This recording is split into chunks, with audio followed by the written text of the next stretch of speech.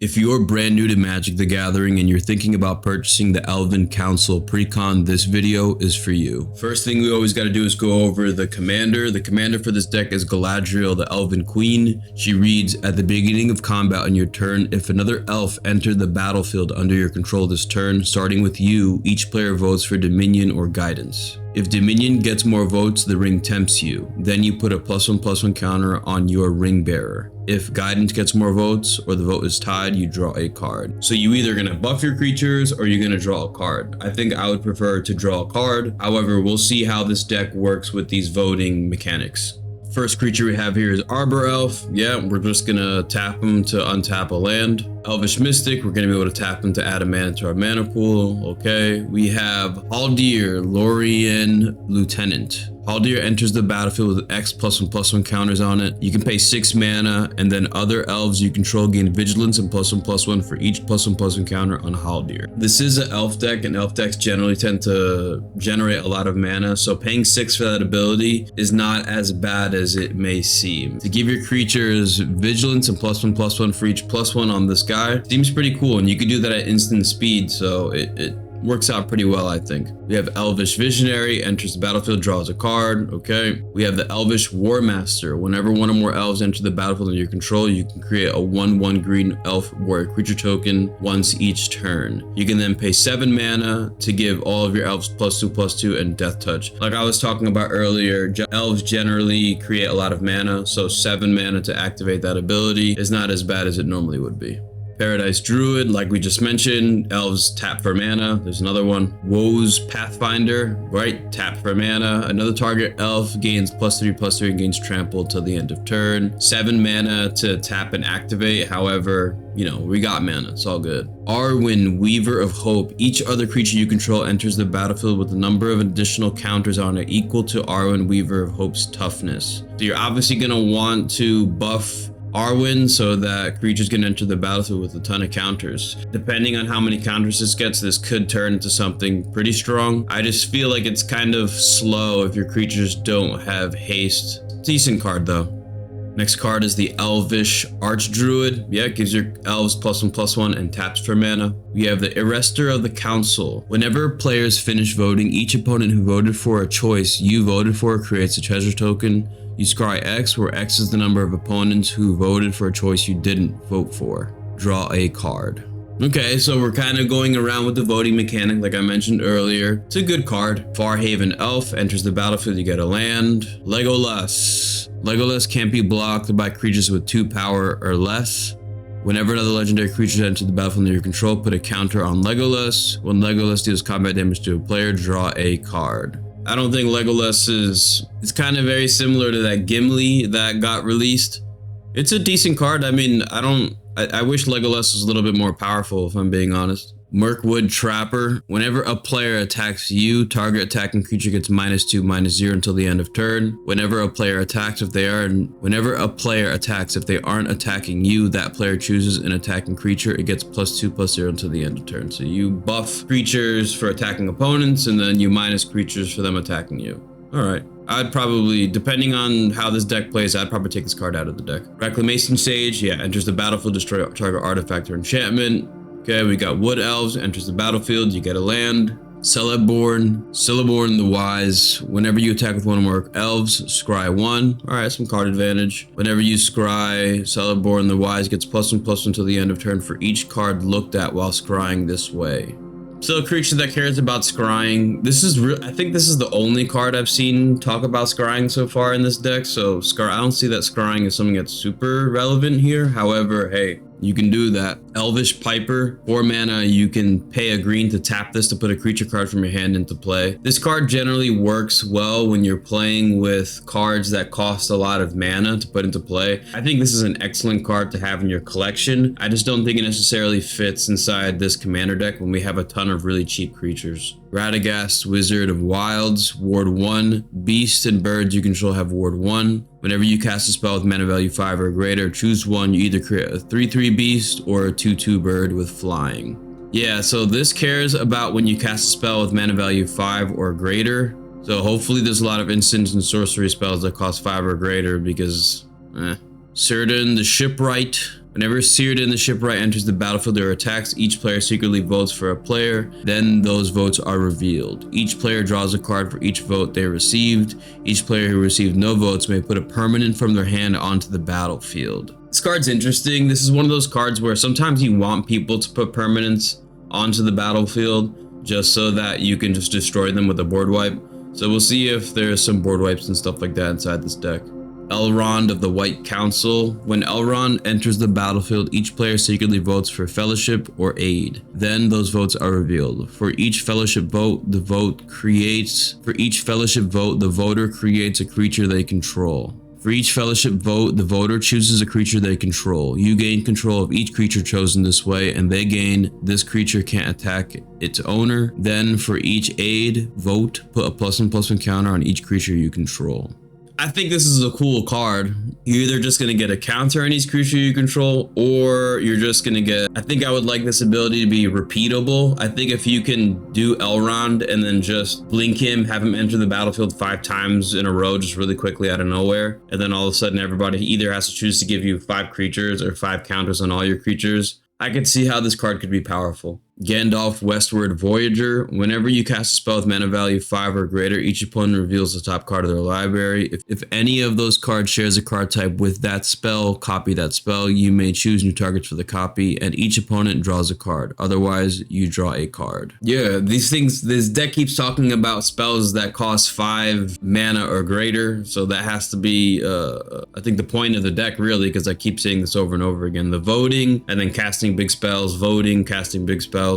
We have a Mirkwood Elk. Whenever Mirkwood Elk enters the battlefield or attacks, return target elf card from your graveyard to your hand. You gain life equal to that card's power. It's a pretty decent card. I mean, elves are pretty cheap. You do get 2 elves from this. You know, you got 1 elf the moment it enters the battlefield. So for 6 mana, 6/6 trampler, you get a creature back to your hand, and then you can just continuously get elks. This is a pretty decent card. I like it. Realm Cedars enters the battlefield with X +1/+1 counters on it, where X is the total number of cards in all players' hands. You can pay 3 to remove a counter from Realm Seekers.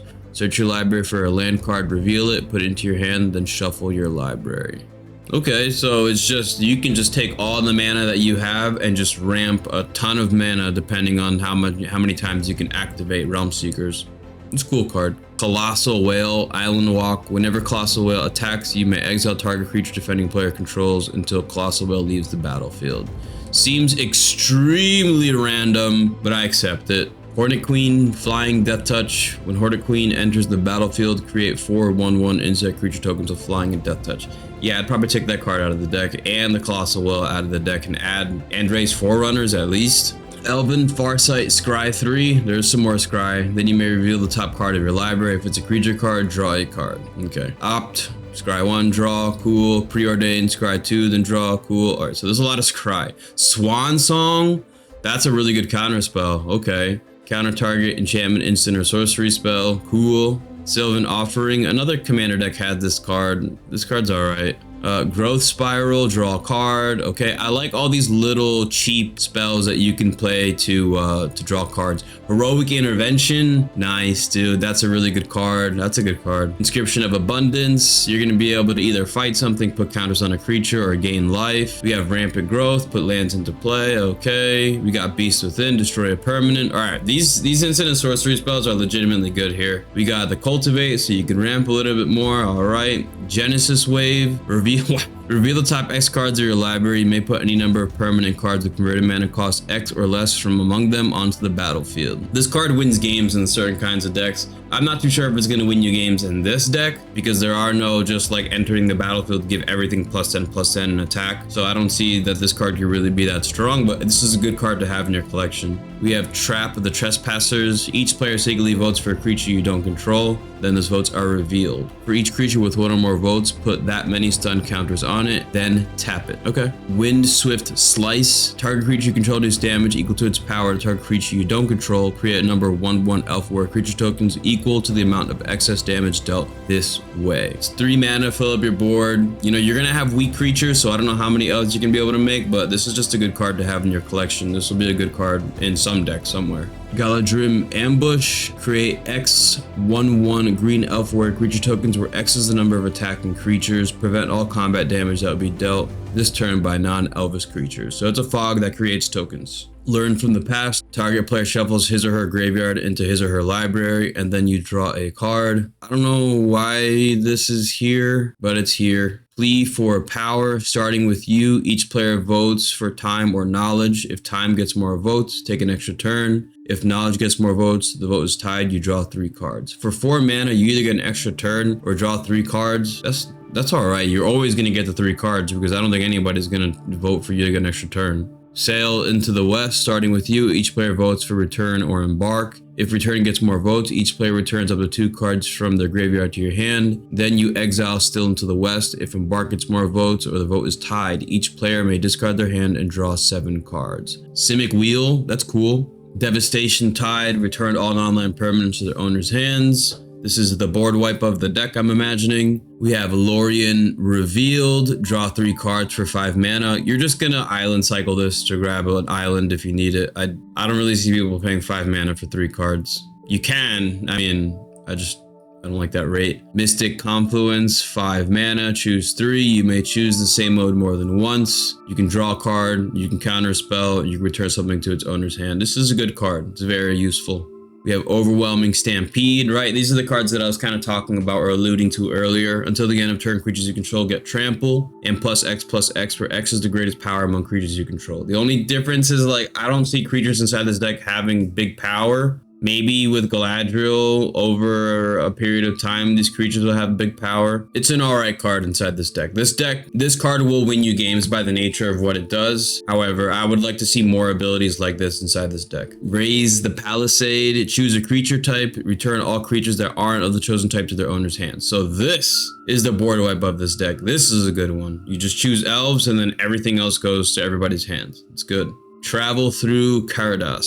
Starting with you, each player votes for Red Horn Pass or Mines of Moira. For each Red Horn vote, search your library for a basic land card and put it onto the battlefield tap. If you search your library this way, shuffle. For each Mines vote, return a card from your graveyard to your hand. For 6 mana, I mean, that is a lot. You could return a whole bunch of cards from your graveyard to your hand or ramp a lot, but for 6 mana, you're already going to have a ton of lands. I mean, you would just have to assume that you'd be casting this on like turn 3 or 4 because you have your mana dorks in play and you've ramped a bit. So the value that you get from this is decent. However, if you cast this early and you have nothing in your graveyard, people are just going to choose that and then you get nothing. Seeds of Renewal. Undaunted, return up to 2 target cards from your graveyards to your hand, and then you exile Seeds of Renewal. Yeah, there's a lot of things that are talking about stuff from your graveyard back to your hand, and I mean, you can grab the instant and sorcery spells. You can, what I think is the best with these cards are you just grab the one-sided board wipes, like Raise the Palisade, cast it, and then you're gonna be like, all right, well, I'm gonna grab a card from my graveyard, put it back into my hand. You grab Raise the Palisade, and not everybody knows that you have that board wipe again, so that at any point in time, you could just do that again, and it's just annoying, but it's a powerful play. Now we have the ban-worthy Soul Ring. We have a great Arcane Signet, cool. Lightning Greaves, nice, with new art, that's really cool. The Mirror of Galadriel.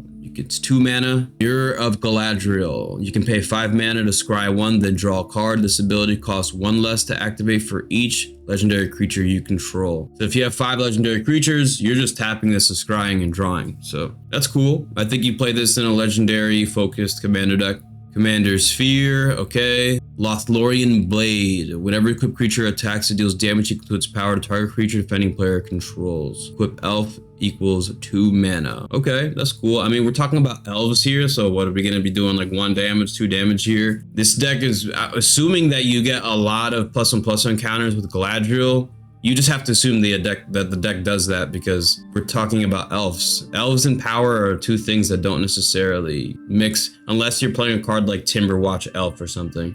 Model of Unity. Whenever players finish voting, you and each opponent who voted for a choice you voted for may scry 2. Okay, 3 mana, ramp at least. Whisper Silk Cloak, okay. Equipped creature can't be blocked and has Shroud, so that creature that's getting all these +1/+1 counters, you could just equip the cloak to it and then deal damage that's unblockable. Keep in mind though that because it has Shroud, you're not going to be able to give it +1/+1 counters once this is equipped. You have to unequip the Whisper Silk Cloak, give it counters, and then re-equip it to attack. We have Lignify. Yeah, this is a good removal spell. Turn something into a 0/4 tree. We have Asceticism. Creatures you control can't be the targets of spells or abilities you control. This is probably the best card inside the deck. I mean, this is a creature-based deck, and when nobody can target your creatures with spells, that's always strong. And you can regenerate your creatures, which keeps them alive in case of a board wipe. Good card. Song of Eredil is not appearing, so we're just gonna look this up. Okay, Song of Eredil says scry 2, then draw 2 cards for 5 mana, create a treasure token and a 2/2 blue bird. And then on the third one, you can put a flying counter each creature you control without flying.